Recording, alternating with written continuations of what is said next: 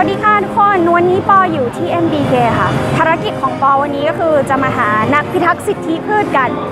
ไปกันเลยดีกว่าสวัสดีค่ะชื่อน้องอะไรคะสวัสดีครับชื่อทีครับชื่อทีนาพิสิทธิ์สกุลวงศ์ชื่อเล่นชื่อทีเรียนอยู่ที่ไหนคะอยู่เตรียมอุดมศึกษาครับค่ะเรียนสายอะไรสายวิทย์คณิตครับอ๋อแสดงเป็นเด็กเก่งสายวิทย์เป็นเด็กสายวิทย์นี้เคยได้ยินงานวิจัยที่บอกว่าพืชมีความรู้สึกไหมคะก็เคยบ้างครับใช่ตอนได้ยินรู้สึกยังไงก็แปลกใจนิดนึงครับก็ยังไม่ค่อยเชื่อเท่าไหร่เพราะว่าพืชก็ไม่ได้มีเซลล์ประสาทที่เหมือนกับมนุษย์หรือสัตว์ทั่วไปชนิดอื่นๆประมาณนี้ครับถ้าเกิดน้องทีให้น้องทีเลือกระหว่างดึงแครอทจากดินกับเชือดหมูจะทำอะไรดึงแครอทจากดินครับก็ถ้าเชือดหมูใช่ไหมผมก็ต้องแบบเห็นหมูทรมานร้องอันนี้แต่ถ้าเป็นแครอทนั้นดึงออกมาก็มันไม่ได้ทำอะไรอ่ะมันแบบดึงออกมาได้เลยมันแครอทมันไม่ร้องเนาะแครอทมันไม่เลือดไหลแต่หมูนี่คิดถามลงไหมทำจริงโอ้ครับไม่ลงไม่มีใครทำได้หรอกพี่ก็ทำไม่ได้เหมือนกันเราเคยเห็นภาพที่เกิดขึ้นในโรงฆ่าสัตว์ไหมคะก็เคยครับเคยตอนเด็กก็พ่อพาไปแบบผ่านแถวนั้นพอดีก็เลยตนก็ขอพ่อไปดูอะไรเงี้ยก็ไม่กล้าดูเลยแล้วพ่อให้ดูด้วยก็ให้ครับพ่อบอกว่าก็ดูไปไว้ว่าเขาทำยังไงวันนี้แล้วตอนเห็นรู้สึกยังไงบ้างคะก็เจ็บแทนแล้วก็แบบเป็นคนที่ไม่ค่อยชอบเลือดอยู่แล้วก็ยังจำภาพตอนนั้นได้ไหมคะจำได้ก็ร้องอยู่นานเลยครับกว่ามันจะน่าสงสารแล้วคิดว่าเรามีส่วนเกี่ยวข้องกับอุตสาหกรรมนี้หรือมีส่วนเกี่ยวข้องกับการทำให้หมูถูกฆ่าไหมคะก็น่าจะมีส่วนแล้วเพราะว่ากินหมูพอดีกินเนื้อหมูอยู่แล้วก็มีส่วนแหละแล้วตอนกินไม่สงสารเขาหรอก็มันต้องกินเป็นโปรตีนนี่แบบต้องเอามาใช้พลังงานก็จำเป็นไม่ต้องจำเป็นใช่ไหมเราต้องได้โปรตีนวันละกี่กรัมรู้ไหมก็เอาจริงประมาณผมถ้าจะไม่ผิดก็ประมาณ 30% ของทั้งหมดนะครับ 30% คือตามน้ำหนักตัวใช่ตามโอเคแล้วโปรตีนเราหาจากที่อื่นได้ไหมมันต้องมาจากสัตว์เท่านั้นหรือเปล่าที่จริงจากถั่วก็มีครับแต่มันไม่อร่อยโอเคหมูมันอร่อยกว่าใช่ไหมแต่ว่าน้องที่เคยเห็นภาพจากโรงฆ่าสัตว์ใช่ไหมเคยเห็นความทุกข์ทรมานของเขาคิดว่าความอร่อยของเราอ่ะมีค่าพอที่จะทำให้เราทำแบบนั้นกับเขาหรือเปล่าเอาจริงๆก็ไม่หรอกครับแต่ว่าเขาก็ฆ่ามาแล้วก็แบบ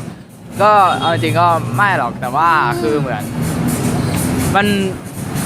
คือคนทั่วโลกมันก็แบบทานกันหมดแล้วผมก็โอเคใช่หมายความว่าน้องที่คิดว่าอะไรที่คนทำตามกันมาเนี่ยจะทำให้มันเป็นสิ่งที่ถูกต้องใช่ไหมคะไม่มันก็ไม่ได้เป็นสิ่งที่ถูกต้องครับแต่ว่าเขาก็ไม่ได้อาจจะไม่ได้มองว่าผิดแต่ว่าจริงๆมันผิดหรือเปล่าการฆ่าสัตว์ผมก็ว่าผิดนะแต่ว่าแต่ก็ไม่ได้มีกฎหมายออกมาแบบจัดในโรงฆ่าสัตว์แบบห้ามฆ่าอย่างนี้ไหมก็มนุษย์ก็คงไม่มีโปรตีนหลักกินแล้วใช่เพราะว่าถั่วอะไรอย่างนี้ก็อาจจะให้โปรตีนน้อยกว่าสัตว์บอกว่ามันไม่ได้ผิดกฎหมายใช่ไหมจริงๆแล้วเราควรให้กฎหมายมาเป็นตัวกำหนดว่าอะไรถูกต้องชอบธรรมหรือเปล่าพี่ยกตัวอย่างนะมีประเทศอิสลามแห่งหนึ่งที่ตัดสินให้ผู้หญิงที่ถูกข่มขืนน่ะต้องแต่งงานกับผู้ชายที่ข่มขืนเขาน้องทีได้ยินน้องทีเห็นด้วยกับกฎหมายก็เห็นด้วยครับแต่ก็ต้องขึ้นอยู่กับประเทศด้วยว่าประเทศนั้นคนมีความรับผิดชอบต่อหน้าที่อะไรพอไหมเดี๋ยวเอาใหม่หมายความว่าเห็นด้วยที่ศาลตัดสินให้ผู้หญิงที่ถูกข่มขืนแต่งงานกับผู้ชายที่ข่มขืนเขาไปถึง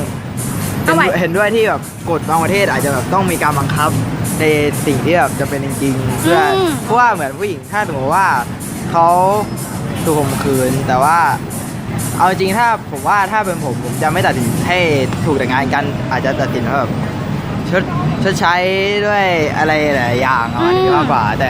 มันก็ขึ้นอยู่กับประเทศว่าเขาจะจัดการยังไงใช่โอเคถ้าเกิดเอากฎหมายมาใช้ในประเทศไทยน้องทียอมไหมคิดว่ามันผิดไหมผมว่าควรให้อิสระ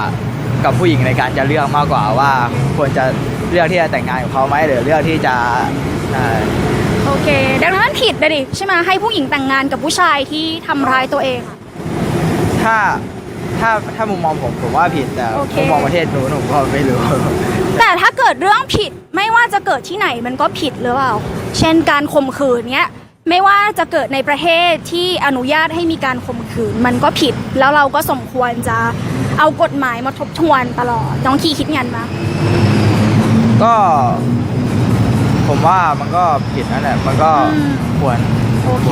ดูเห็นพ้องตรงกันว่ากฎหมายไม่ควรเป็นตัวไม่ใช่ตัวที่กำหนดว่าอะไรเป็นสิ่งถูกต้องหรือไม่ถูกต้อง เรากลับมาเรื่องเดิมเรื่องกินเรื่องฆ่าสัตว์ ฆ่าสัตว์ไม่ผิดกฎหมายใช่ไหมแต่มันเป็นเรื่องที่ชอบทำหรือถูกศีลธรรมหรือเปล่า ก็อาจจะไม่ถูกศีลธรรมเพราะว่าเราก็แบบไปรบกวนไปทำร้ายเขาแบบนี้ก็มันไม่ได้ถูกตามหลักศีลธรรมแต่ว่ามันเป็นสิ่งที่มนุษย์ต้องการใช้เป็นพื้นฐานในการดำรงชีวิตก็อาจจะต้องแบบมีการผ่อนนิดนึง โอเคไอ้น้องขี้พูดนี้ทำให้พี่คิดไปว่า ถ้าเกิดสังคมเราไม่กินสัตว์เนี่ยสังคมเราจะล่มสลาย จริงเปล่า ก็ไม่จริงนะครับ ก็อาจก็มีแบบมีพวกนักวิทยาศาสตร์ทำการทดลองแบบสร้างโปรตีนจากเนื้อเยื่ออย่างอื่นมาได้ ก็อาจจะในอนาคตก็อาจจะไม่ต้องกินเนื้อ เอ้ยเก่งแสดงว่าติดตามข่าวทั่วโลกเลยนะ ก็มีบ้าง มีใช่จริงๆแล้วมีบริษัทนะที่คิดเนื้อสัตว์ที่ไม่ต้องฆ่าสัตว์ออกมาแล้ว แต่ว่าอ่ะเรายังไม่ต้องไปถึงจุดนั้นเลยสักวันหนึ่งเราอาจจะหยุดกินได้ แต่ว่าตอนเนี้ยคิดว่ามันจำเป็นไหมที่เรายังจะต้องฆ่าหมูฆ่าไก่มาเป็นอาหารอยู่ ก็อาจจะยังจำเป็นอยู่ครับเพราะว่าโปรตีนเป็นสิ่งสำคัญจริงๆแล้วก็เป็นสิ่งที่แบบใช้ปริมาณน้อยแต่ว่าได้โปรตีนเยอะกว่าสิ่งชนิดอื่น เราเอาจากพืชพอเปล่า ๆก็ถ้าจากพืชผมว่าถ้าพืชแบบพวกใบพวกผลแบบนี้อาจจะไม่พออาจจะต้องเอามาจากพวกถั่วประมาณนี้ถึงจะพอแต่ก็นะ แต่ก็พอใช่ไหม ใช่แต่ก็พอ ดังนั้นเรามีความจำเป็นอะไรจากสัตว์ทำไมเรายังต้องฆ่าสัตว์ ก็ผมน่าจะคิดว่าแบบเป็นเพราะว่าเนื้อมันแบบมีรสชาติที่ทำให้คนส่วนใหญ่เขากินกันประมาณนี้ใช่ ใช่ กลับมาคำถามเดิม ดังนั้นความอร่อยของเรามีค่ามากกว่าชีวิตเขาหรือเปล่า มัน คำถามเดิม ไม่ได้มีค่ามากกว่าครับแต่แบบคนทั่วไปเขา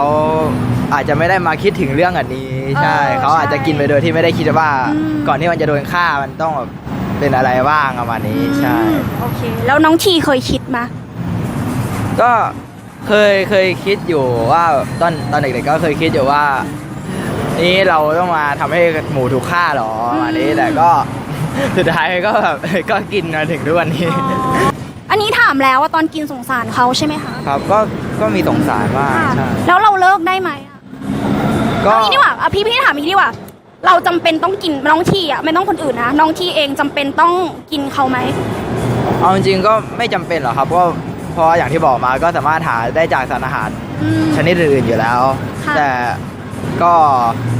ยังเลิกไม่ได้อยู่ดีใช่ ทำไมอ่ะ เกิดอะไรขึ้นทำไมเรา คือสภาพสังคมอะครับคือ อ๋อโอเค แบบเขาใช่ ทราบไหมว่ามีคนกลุ่มหนึ่งนะที่ทำได้ไม่กินเลย โอ้อันนี้ไม่ทราบมาก่อน อ๋อ เนี่ยพวกพี่ พวกพี่เหรอครับ พี่รู้เคยได้ยินคำว่าวีแกนไหมคะ วีแกนมังสวิรัติ สิเวลายังกินนมและไข่อยู่ แต่ว่าวีแกนน่ะไม่กินเลย ไม่กินเลยกินจากพืชอย่างเดียว ใช่ พี่ไม่ตายนะ พี่เป็นมา3 ปีละส่วนคนเนี้ยนานกว่านั้นอีกแล้วก็ยังไม่ตายกัน แล้วก็มีคนกลุ่มหนึงจริงๆที่ทำได้ แล้วก็พวกเราอยู่ในสังคมเดียวกับน้องทีเลยพ่อแม่พี่ก็ไม่เห็นด้วยอย่างมาก เพื่อนพี่ก็มีไม่เยอะที่เป็นคนที่กินแบบพี่อย่างเงี้ย ครับผม แต่ว่าพี่รู้สึกว่าการฆ่าสัตว์อ่ะมันไม่ถูกต้องแล้วพี่ก็จะไม่ยอมให้ใครมาบอกให้พี่คิดเป็นอย่างอื่นน้องทีพูดเรื่องสังคมใช่ไหมสังคมมันยังหล่อหลอมให้เรากินอยู่ ถ้าเกิดสังคมทำในสิ่งที่เราไม่เห็นด้วย หรือสิ่งที่เราไม่ถูกต้องน้องทีคิดว่าเรายังต้องทำตามสังคมอยู่หรือเปล่า ก็ถ้ามันเป็นสิ่งที่ผิดจริง ๆที่ต้องรับการแบบเปลี่ยนแปลงจริงอันนี้ก็ต้องออกมาแบบออกความเห็นอันนี้ โอเค ใช่ แสดงว่าเรื่องฆ่าสัตว์ยังไม่ใช่เรื่องผิดจริง มันก็เป็นเรื่องผิดแต่ว่าอาจจะแบบค คือพอออกไปแบบแสดงความคิดเห็นก็อาจจะโดนแบบกระแสต่อต้านกลับมาว่าแบบ โอเค แล้วก็แบบกินมานานแล้วใช่ประมาณนี้ ต่อต้านพี่ปะ ไม่ผมไม่อยู่แล้วไม่อยู่แล้ว เราเล่นแต่ว่าก็อย่างที่บอกอะคือพี่รู้แล้วพี่ก็ได้กับกระแสต่อต้านมาเหมือนกัน แต่ว่าวิธีการของพี่ก็คือพี่ไม่ได้อยากจะบอกว่าคุณกำลังทำผิดอะไรเงี้ยแต่พี่อยากให้ลองคิดอีกมุมนึงดูว่า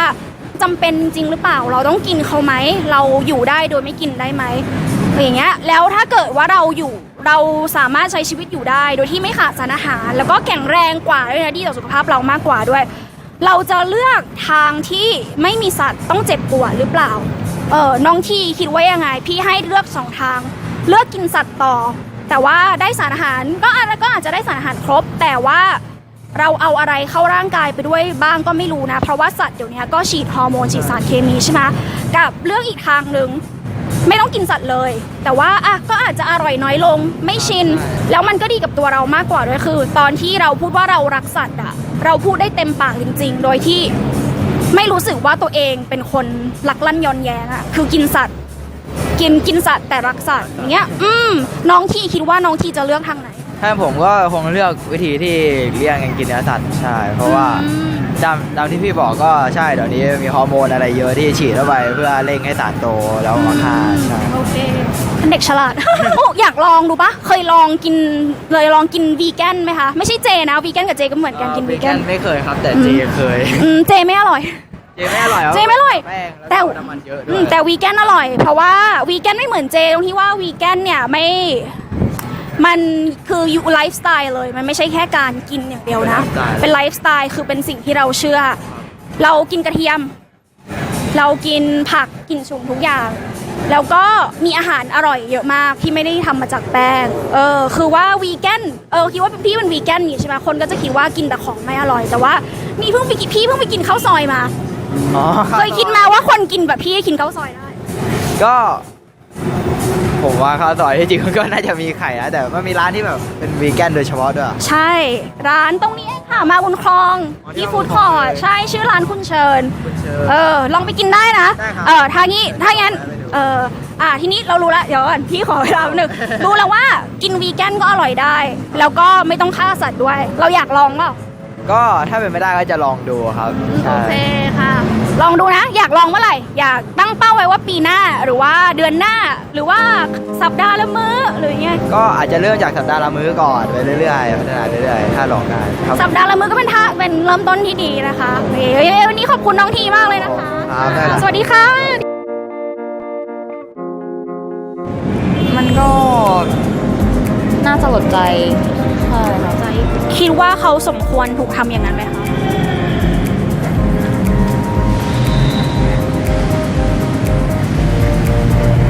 เขาก็มีชีวิตอะเนาะก็อาจจะไม่แต่ว่าในทางกลับกันก็เหมือนแบบว่าแล้วเราจะเอาอะไรกินไม่อยากพูดว่าผิดเลยอะค่ะไม่อยากพูดว่าผิด